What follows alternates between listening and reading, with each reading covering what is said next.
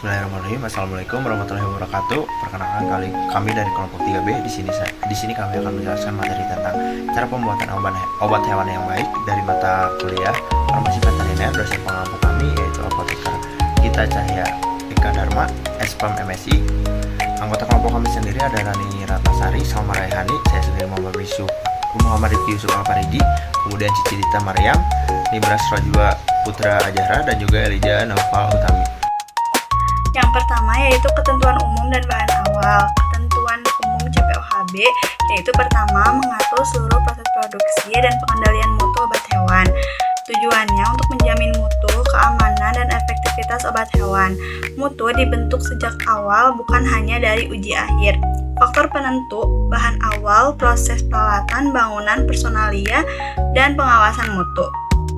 Semua proses dilakukan secara terkendali dan diawasi dengan ketat. Selanjutnya yaitu bahan awal.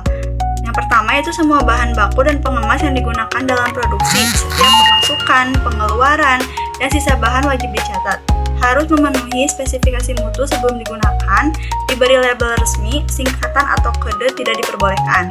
Disimpan di ruang karantina sampai dinyatakan memenuhi syarat. Penyimpanannya harus mencegah kontaminasi silang. Alat timbang dan takar wajib ditara secara berkala. Selanjutnya, lokasi dan bangunan. Lokasi dan bangunan untuk pembuatan obat hewan harus memadai dan sesuai standar, agar dapat mencegah terjadinya kekeliruan, pencemaran silang, serta kesalahan lain yang dapat menyebabkan bentuk produk.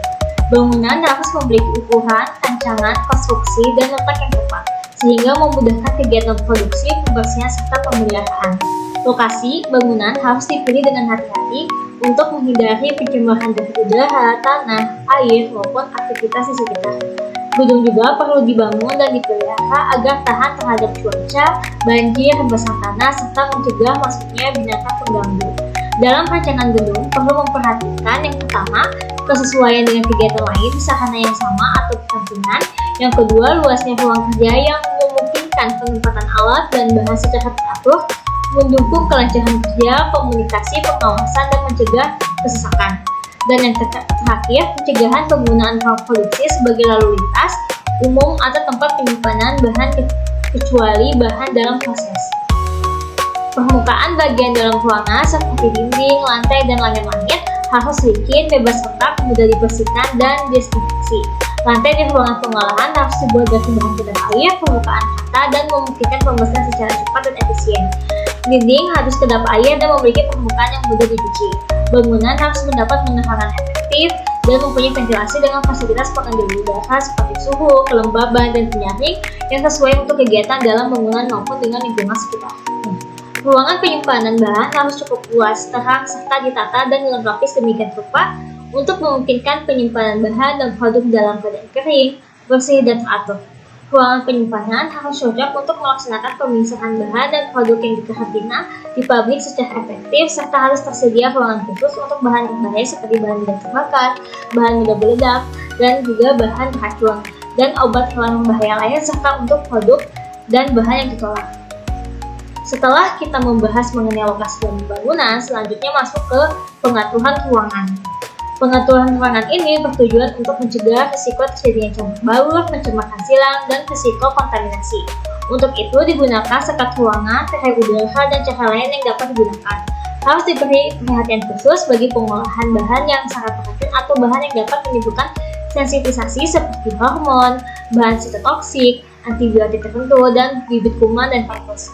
Perlu diadakan pemisahan kegiatan produksi obat hewan bentuk biologi termasuk vaksin, antigen, ataupun antisera dari kegiatan produksi obat hewan lain. Persyaratan ini dapat dipenuhi dengan menyediakan gudang terpisah untuk kegiatan-kegiatan yang berkaitan dengan produk biologik atau dengan mengadakan isolasi yang efektif terhadap kegiatan yang menyangkut bakteri atau virus dalam satu gedung. Untuk kedua alternatif ini dapat disediakan sistem pengelolaan udara yang terpisah. Lalu ada ruangan untuk kegiatan yang meliputi penerimaan bahan, karantina bahan masuk, penyimpanan bahan, awal penimbangan dan penyerahan, pengolahan, penyimpanan produk ruangan, pengemasan karantina obat hewan jadi selama menunggu hasil pemeriksaan, penyimpanan obat hewan jadi, pengiriman bahan laboratorium, dan ada pencucian peralatan. Kemudian juga ada ruangan pengolahan produk steril yang meliputi pembukaan kemasan komponen, pencucian peralatan serta wadah, pengolahan, pengisian dan penutupan wadah langsung, ruang penyangga udara yang menghubungkan ruang ganti pakaian dengan ruang pengisian, dan penggantian pakaian steril sebelum masuki ruangan steril. Baik, saya Zara Utami. Di sini saya akan menyampaikan terkait cara pembuatan obat hewan yang baik atau CPOHB di bagian peralatan, di mana peralatan ini mempunyai prinsip umum, syarat peralatan, dan ketentuan pengelolaan peralatannya. Yang pertama adalah prinsip umum. Di situ adalah tepat guna sesuai kebutuhan produksi, menjamin keseragaman produk dan mudah dibersihkan serta dirawat. Kemudian syarat peralatan itu adalah inert terhadap bahan, tidak merusak produk, selalu bersih, layak pakai dan terkalibrasi, dan penyimpanan sesuai standar. Kemudian untuk ketentuan pengelolaan peralatan, itu peralatan itu utama diberi penomoran. Kemudian ada penempatan dipisahkan untuk hindari kontaminasi ulang. Saluran air, uap, udara, gas listrik diberi warna dan label berbeda. Kemudian peralatan penunjang, pemanas, pengatur suhu diperiksa rutin. Pemeliharaan berkala sesuai SOP dan didokumentasikan. Nah, pertama itu adalah kita merancang dulu, rancangan, bangun, dan konstruksi, itu bagian utama.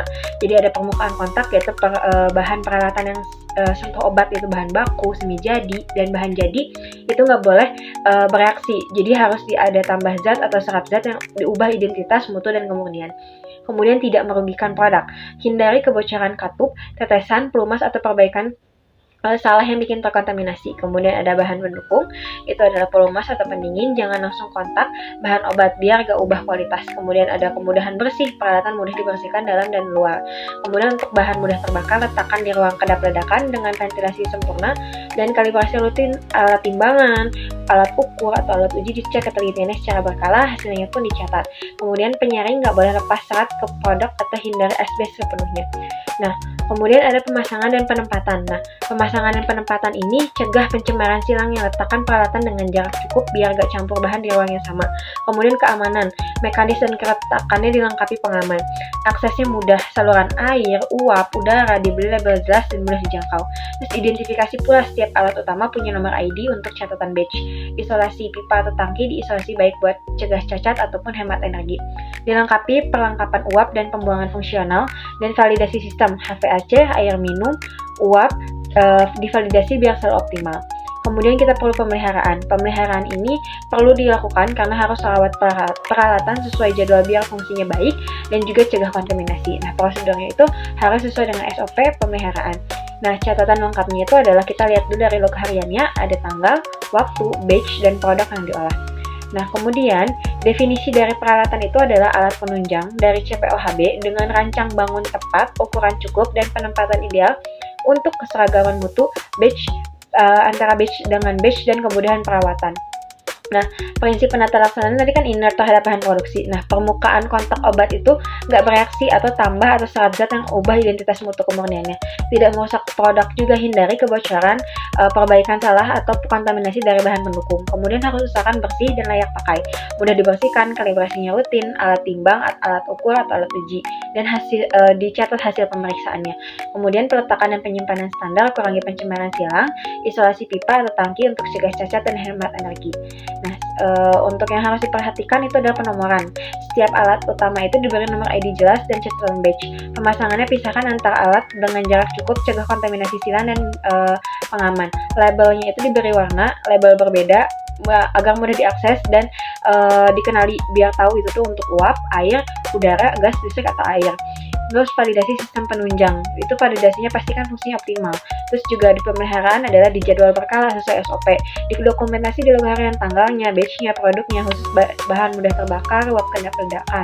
Kemudian bagian personalia. Personalia ini ada prinsip utamanya yaitu jumlah tenaga ahli harus mencukupi, sehat jasmani dan rohani, kompeten menjalankan program CPOHB.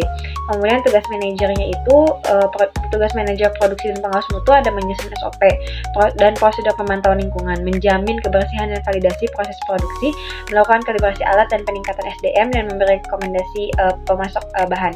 Kemudian penjamin mutu produk dan dokumentasi lengkap.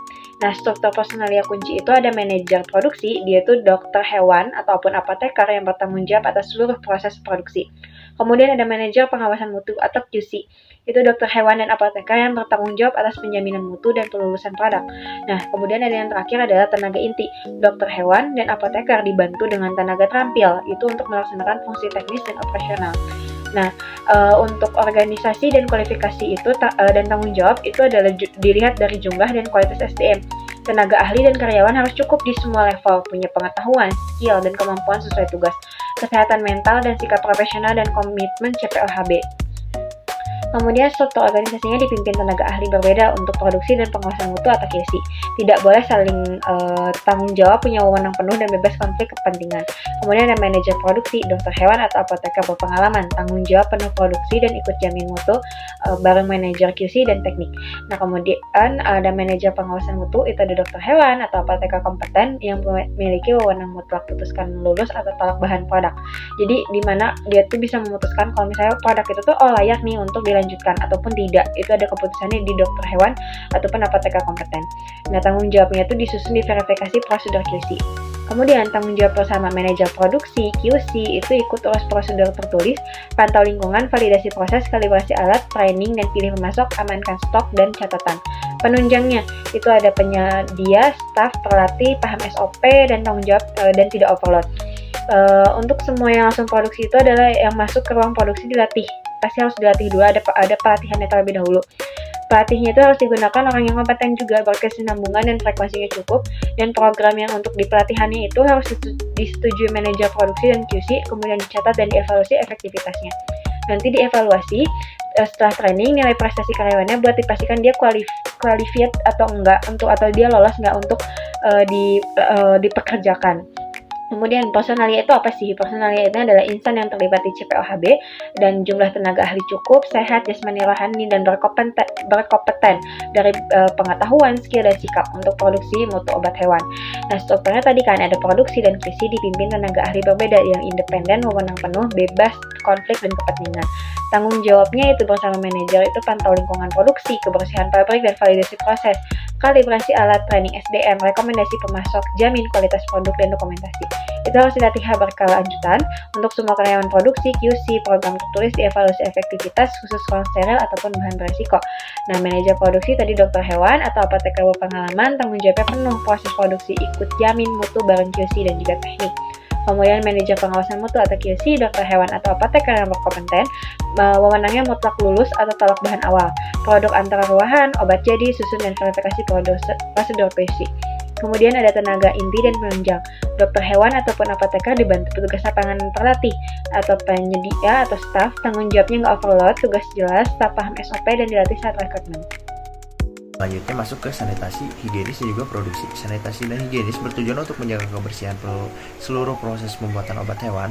Semua area kerja, peralatan, dan wadah penyimpanan harus dibersihkan secara teratur untuk mencegah kontaminasi silang antar produk. Selain itu, tenaga kerja wajib menjaga kebersihan diri dan menggunakan alat pelindung diri atau APD seperti pakaian kerja, sarung tangan, masker, dan juga penutup kepala. Pembersihan dilakukan berdasarkan jadwal dan prosedur yang terdokumentasi, sehingga lingkungan produksi selalu dalam kondisi higienis dan juga aman. Sementara itu, aspek produksi berfokus pada pelaksanaan pembuatan obat hewan yang terkendali dan konsisten. Setiap tahapan produksi mulai dari penimbangan bahan baku, pencampuran, pengemasan, hingga pelabelan harus mengikuti standar operasional prosedur atau SOP yang telah ditetapkan. Seluruh kegiatan dicatat dalam Batch Manufacturing Record atau BMR agar setiap produk dapat ditelusuri kembali bila terjadi masalah.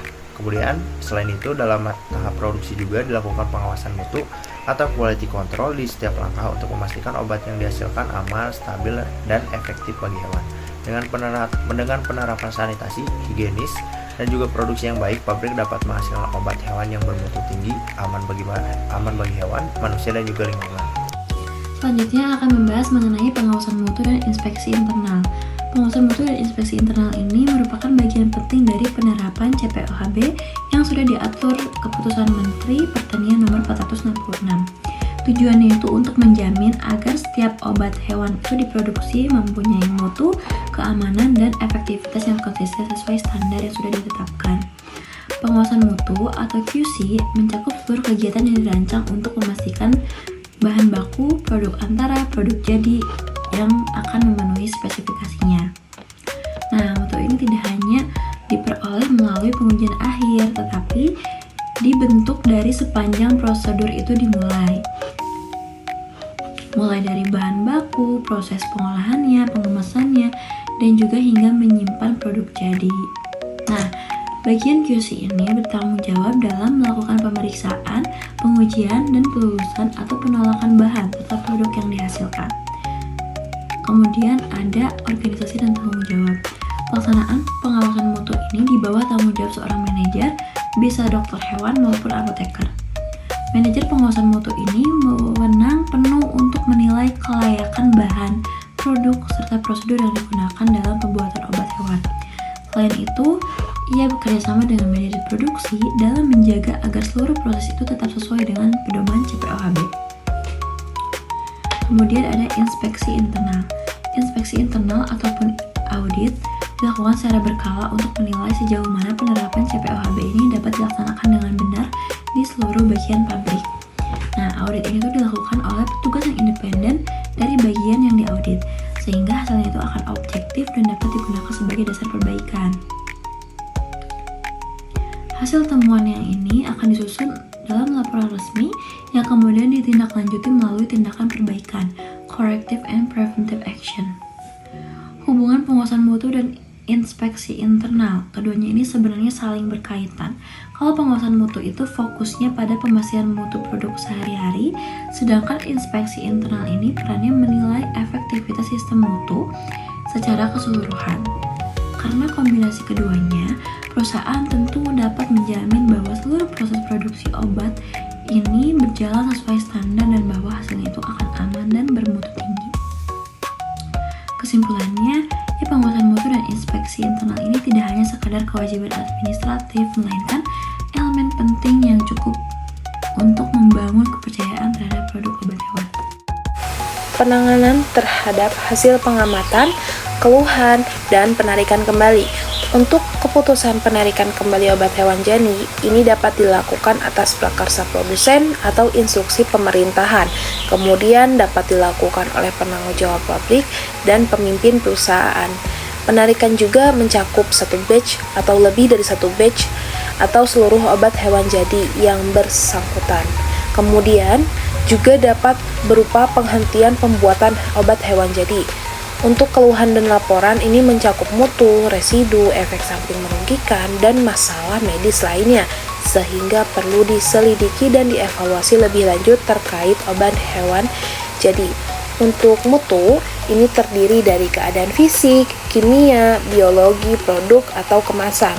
Untuk efek samping merugikan seperti alergi, toksik, dan reaksi fatal atau sebagainya. Dan untuk laporan medis lain, ini kurang manjur atau kurang respon klinis. Untuk penelitian dan evaluasi tiap keluhan mencakup peninjauan semua informasi, baik terkait pengujian sampel sisa batch terkait, dan juga perlu penelitian data serta dokumentasi terkait catatan batch, dokumen distribusi, dan hasil pengujian lainnya. Selanjutnya ada dokumentasi. Dokumentasi pembuatan obat hewan adalah rangkaian catatan atau dokumen yang menjabarkan spesifikasi, prosedur, cara kerja, catatan, laporan, dan materi lain yang dibutuhkan untuk merencanakan, melaksanakan, mengawasi, dan mengevaluasi seluruh proses produksi, sehingga hal ini dilakukan untuk mengurangi kesalahan, serta memastikan setiap riwayat produksi tiap batch ini terekam sehingga dapat dilacak jika terjadi kesalahan. Ketentuan umum dari dokumentasi ini adalah dokumen dirancang dengan teliti, kemudian mencatat kegiatan di bidang produksi, mutu, pemeliharaan, peralatan, penggudangan, distribusi, dan hal lain spesifik lainnya terkait CPOHB. Memuat semua data penting dan selalu aktual atau terkini. Ada sistem untuk menghindarkan penggunaan dokumen yang tidak berlaku. Jika terdapat kekeliruan, koreksi dapat dilakukan dan dengan cara dicatat di samping tulisan, kemudian diparaf dan ditandatangani. Instruksi ditulis dengan nada perintah, langkah terurut, jelas, dan mudah dimengerti. Setiap dokumen dibubuhi dengan tanda tangan dan disahkan oleh manajer produksi maupun manajer mutu. Untuk dokumen tersedia bagi semua pihak terkait dan catatan terkait suatu batch disimpan oleh perusahaan. Untuk spesifisitas dokumentasi ini terdiri menjadi 3. Ada spesifikasi bahan baku, spesifikasi bahan pengemas, kemudian spesifikasi produk antara.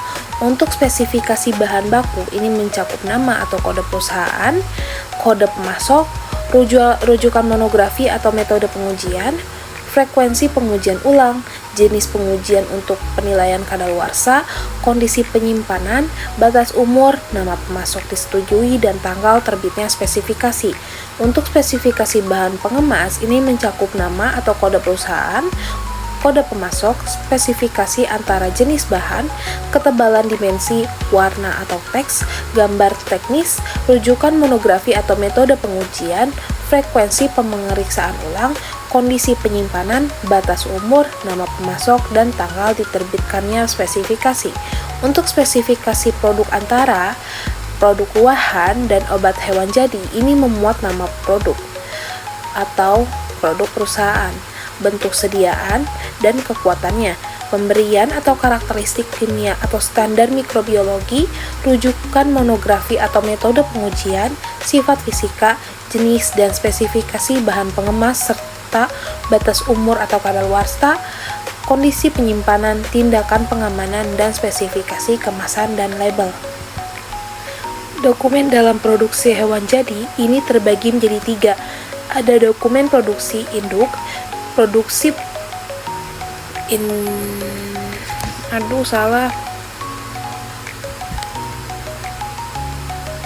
Untuk dokumen dalam produksi obat hewan, untuk dokumen dalam produksi obat hewan ini terdiri dari 3 bagian.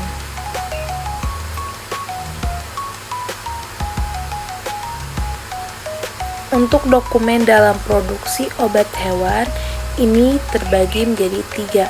Ada dokumen produksi induk, kemudian prosedur produksi induk, dan catatan produksi batch. Untuk dokumen produksi induk berfungsi sebagai pedoman dasar produksi untuk tiap jenis obat hewan jadi, mencakup bentuk sediaan dan kekuatan. Untuk prosedur produksi induk ini terdiri atas prosedur pengemasan induk, pedoman rinci pengolahan dan pengemasan dengan bentuk sediaan, kekuatan, dan ukuran batch. Seperti prosedur produksi induk ini telah divalidasi. Catatan produksi batch ini mencakup catatan pengolahan batch dan pengemasan batch, meneruskan data dari prosedur produksi induk. Baik, mungkin sekian penjelasan video dari kami tentang cara pembuatan obat hewan yang baik. Mohon maaf apabila masih banyak kekurangan dan juga kesalahan dalam penyampaian video. Kami cukupkan. Sekian, terima kasih atas perhatiannya. Wassalamualaikum warahmatullahi wabarakatuh.